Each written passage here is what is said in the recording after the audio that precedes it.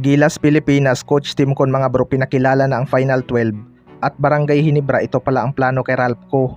Yan mga bro, pagkatapos mong ilike ang ating video, mag-subscribe na rin kung bago ka pa lang sa ating channel at i-click ang notification bell para lagi kang updated sa ating mga sports balita.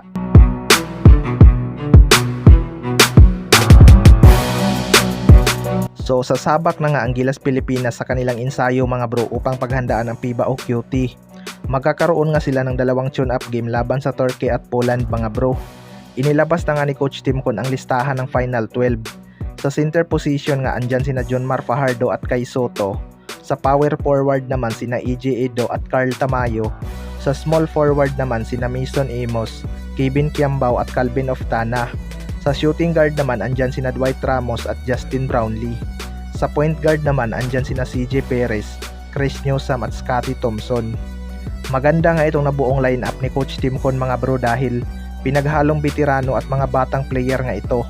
Mataas na din ang experience level ng mga ito, partikular na sa international game. Panigurado magiging maganda talaga ang kalalabasan ng kanilang laro, lalo na si Justin Brownlee ang ating naturalized player. Alam naman natin kung ano ang kayang gawin nitong si Justin Brownlee. Kaya nga nitong palakasin ang kanyang mga teammate at pataasin ang kanilang kumpiyansa, partikular na sa opensa. Kaya abangan na lang natin. Sa kabilang banda naman mga bro, Barangay Hinebra, ito pala ang plano kay Ralpco. Ito nga si Ralpco ang isa sa mga shooter ng Barangay Hinebra mga bro. Naging malaking impact nga siya sa opensa ng Barangay Hinebra beyond the arc at siya nga ang nanguna sa kanilang 3-point shooting. Pero nitong semifinals lang mga bro, biglang ang bumagsak ang kanyang laro at hindi nagaano nakapag-contribute beyond the arc. Pero nakikitaan naman ito ni Coach Tim Con ng potential, kaya panigurado mas i-develop pa nila ang kanyang laro.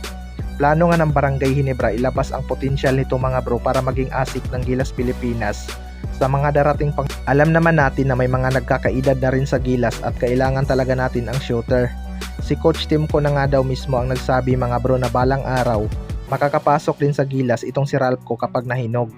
Ang problema pa lang kay Ralpco ngayon mga bro ay hirap talaga ito humanap ng magandang pwesto kapag nadipinsahan at kulang na kulang pa ang kanyang galaw. Kapag na-develop nito ang mga catch and shoot gaya ni Marcio Lassiter, panigurado marami talaga itong pahihirapan. Wala naman sigurong imposible kapag gusto pa nitong mag-improve mga bro dahil masipag naman daw itong si Ralpco mag-ensayo. Sana lang talaga mas tataas pa ang kumpiyansa nito at gumaling maghanap ng pwesto.